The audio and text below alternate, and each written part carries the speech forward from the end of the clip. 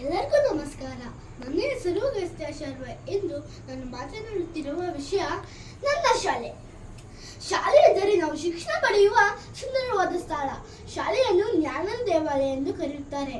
ಶಾಲೆಯು ಪ್ರತಿ ಮಗುವನ್ನು ಉತ್ತಮ ಶಿಲೆಗಳಾಗಿ ರೂಪಿಸುತ್ತದೆ.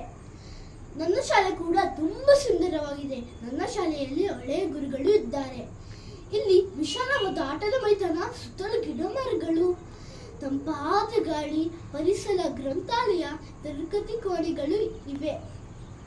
ನನ್ನ ಶಾಲೆಯ ಹೆಸರು VVSBM ಶ್ರೀ ಶಿಕ್ಷಣ ಸಂಸ್ಥೆ. ನಾನು ನನ್ನ ಶಾಲೆಯಲ್ಲಿ 2ನೇ ತರಗತಿಯಲ್ಲಿ ಓದುತ್ತಿದ್ದೇನೆ.